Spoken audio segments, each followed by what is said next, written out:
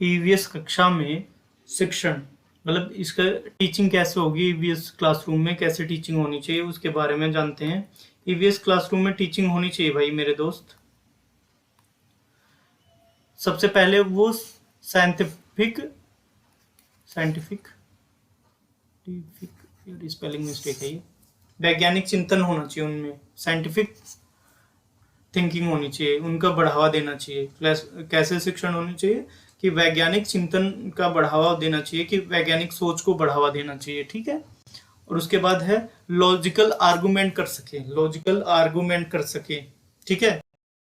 Argument भी क्या हो जाता है, जो ईवीएस टीचिंग है ना उसमें बच्चे क्या है, ऐसा टीचिंग स्टाइल हो कि भाई बच्चे क्या हो, लॉजिकल तार्किक आर्गुमेंट कर सके, टीचर से विश्लेषण कर सके, मतलब चीजों को करके देख सकें। एक बड़ी चीज है उसके बारे में, जैसे आप रेडियो देख लो, रेडियो या लैपटॉप में क्या क्या चीजें होती हैं, लैपटॉप में क्या क्या चीजें होती हैं भाई, मदरबोर्ड होता है, ठीक है, स्क्रीन पूरा कंप्लीट कंप्यूटर के बारे में, लैपटॉप के बारे में देख रहे हैं। फिर उसके बाद है रैम होती है, रोम होती है, ये सारी चीजें जो भी है ये बच्चे देखेंगे। आईसी चिप क्या होती है, आईसी चिप इसमें क्या, तो सारी चीजों को टुकड़े में करके देख रहे हैं, है ना, टुकड़े में करके देख रहे हैं। तो मतलब उसका क्या कर रहे हैं, विश्लेषण कर रहे हैं, उसका क्या कर रहे हैं, विश्लेषण कर रहे हैं, तार्किक चिंतन कर रहे हैं और वैज्ञानिक सोच को बढ़ावा कर रहे हैं। ये भाई गलत है स्पेलिंग।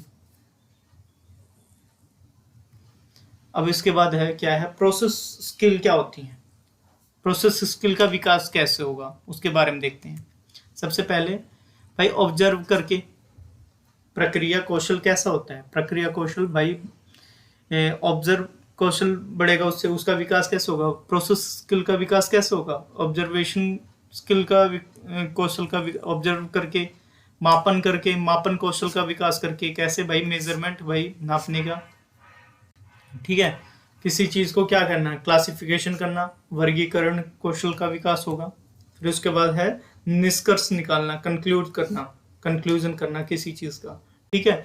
ये क्या है, किसके अंदर में आते हैं सारी चीजें, प्रोसेस स्किल में आते हैं, प्रक्रिया कौशल में आते हैं। उसका विकास कैसे होगा, ऑब्जर्वेशन करके, मेजरमेंट स्किल करके, क्लासिफिकेशन से, और फिर उसके बाद क्या होगा, कंक्लूजन से होगा, ठीक है।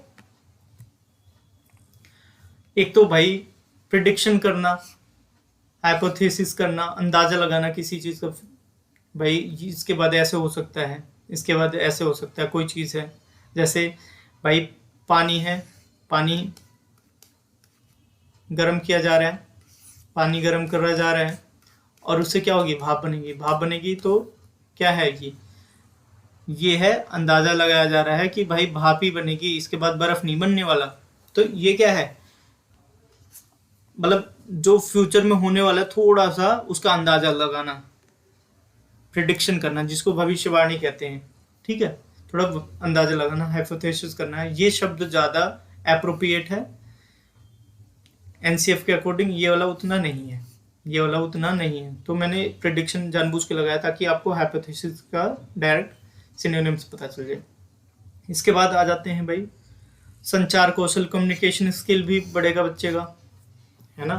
प्रोसेस स्किल के अंदर में क्या होता है कि भाई एक दूसरे से बातचीत, अपनी बातों को कह पाना, लिख कर, बोल कर, समझ कर, एक दूसरे की समझना, ये सारी चीजें क्या हो जाती हैं, संचार कौशल में आते हैं,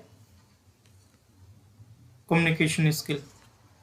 फिर एक्सपेरिमेंटेशन स्किल भी उसका विकास होगा, प्रयोग करके, ठीक है, प्रयोग करना। तो प्रोसेस स्किल में क्या क्या आ गए, ऑब्जर्वेशन है, मेजरमेंट है, क्लासिफिकेशन है, कंक्लूजन है, हाइपोथेसिस है, कम्युनिकेशन है, एक्सपेरिमेंटेशन है, ठीक है।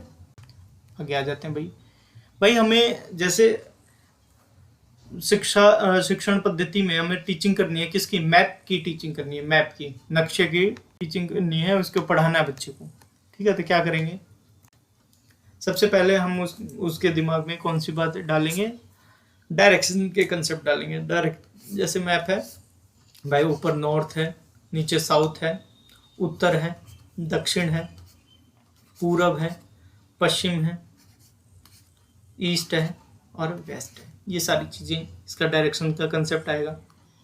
बच्चे के मन में। अगला क्या आएगा, कौन सा कंसेप्ट आएगा, अगला देख लेते हैं भाई। भाई पोजीशन के लिए आ जाएगा, जैसे नॉर्थ, नॉर्थ साउथ, वेस्ट और ईस्ट है।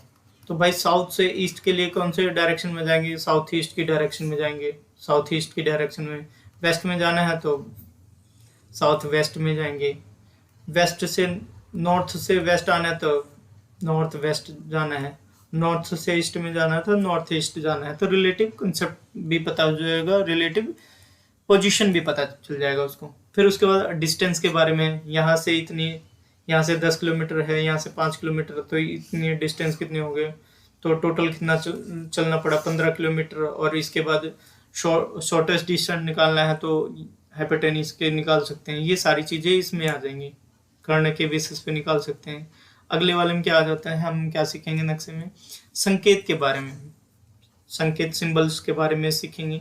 और किसके बारे में सीखेंगे भाई, स्केल के बारे में सीखेंगे। स्केल कैसा होता है, जैसे भाई कोई 5 किलोमीटर का है, नक्शे में सब एक स्केल के बराबर होते हैं, जैसे एग्जैक्ट है उसी के सेंटीमीटर के बेसिस पे बनाते हैं। जैसे हम ग्राफ भी बनाते हैं तब भी होता है कि 1 सेंटीमीटर बराबर 10 एप्पल हो गया, या ऐसे कुछ हम जब ग्राफ बनाते हैं तो वैसे ही सेंटीमीटर में इसका पैमाने का यूज होता है। मैप में भी किलोमीटर का भी होता है। जैसे अभी आपको मैं दिखा देता हूँ यहाँ पे कि क्या क्या है। एक तो यहाँ पे संकेत दिए हुए हैं, संकेत कहाँ पे हैं, यहाँ पे दे रखे हैं, संकेत है। फिर उसके बाद है इसमें पैमाना क्या है कि कितने इंच का है, ये सारी चीज़ें दे रखी हैं। और फिर उसके बाद डिस्टेंस है, पोजीशन, रिलेटिव पोजीशन है, और डायरेक्शन भी दे रखा है इसके बारे में, है ना।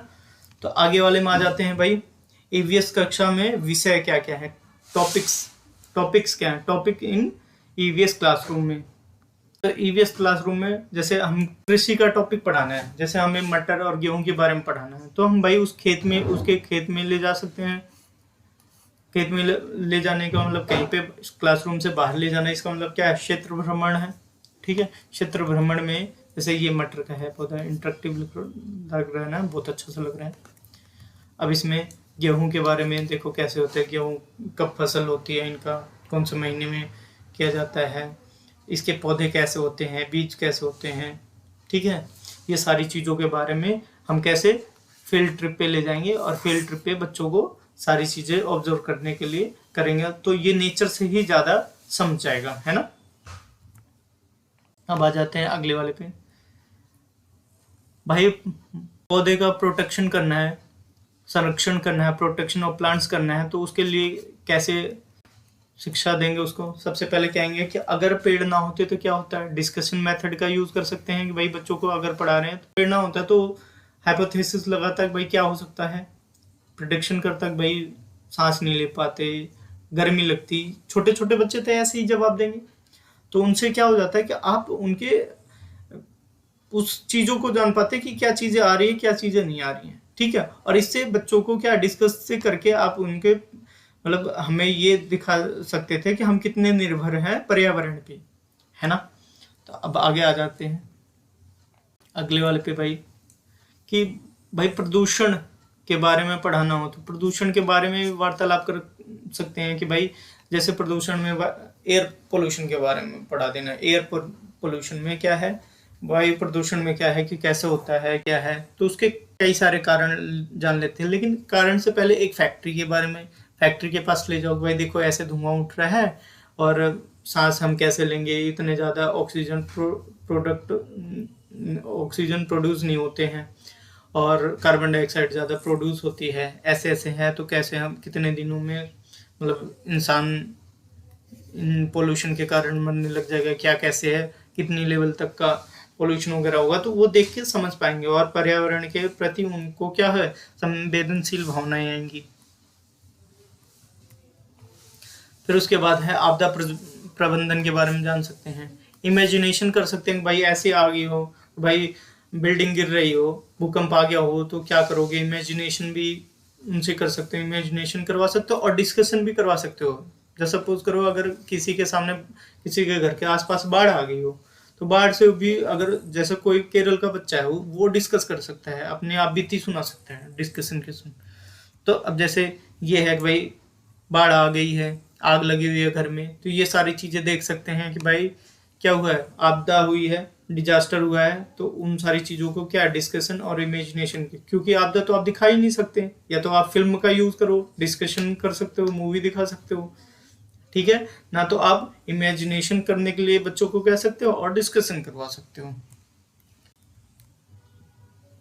यात्रा के बारे में समझाना है, तो यात्रा के बारे में जैसे क्या क्या देखा आपने यात्रा में, जैसे सपोज करो आप केरल गए, क्या क्या देखा, फिर अगर कोई केरल बच्चा गया है तो उससे पूछेंगे आपने क्या क्या देखा था, कैसे खाना खाया था आपने, किस प्रकार के भोजन मिलता था वहाँ पे, अनुभव अपना साझा करने के लिए बोलेंगे उनसे। फिर उसके बाद रेलवे के बारे, यात्रा के बारे में समझाते समझाते हमें क्या है, रेलवे के बारे में भी समझा देना बच्चे को। रेलवे के बारे में जब समझाएंगे तो उसमें टिकट में क्या क्या चीज़ें होती हैं, भाई किराया कितना होता है, ट्रेन नंबर क्या है, भाई सीट नंबर क्या है, कोच नंबर क्या है, बर्थ नंबर क्या है, लिंग क्या है, एज क्या है, और फिर उसके बाद अथॉरिटी क्या है, यात्रा अथॉरिटी क्या है, ट्रैवल अथॉरिटी किसकी है, पीएनआर नंबर क्या होता है उसके बारे में जान लेते हैं, ठीक है। टिकट में कितना किराया है वो सारी चीज़ें जान लेते हैं।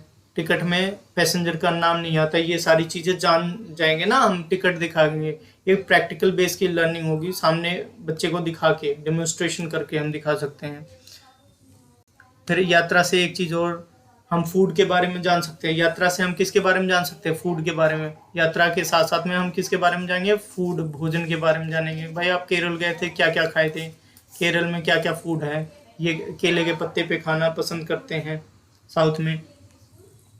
अब स्पेस ट्रैवल के बारे में बता सकते हैं, सुनीता विलियम के बारे में बताया भाई, सुनीता विलियम से है जो कि स्पेस ट्रैवल में क्या होता है कि भाई बाल कैसे खड़े रहते हैं, कैसे सब सोते हैं स्पेस में, वहाँ पे चीज़ें मतलब हवा में ही रह जाती हैं, ग्रेविटेशन ज़ीरो रहता है।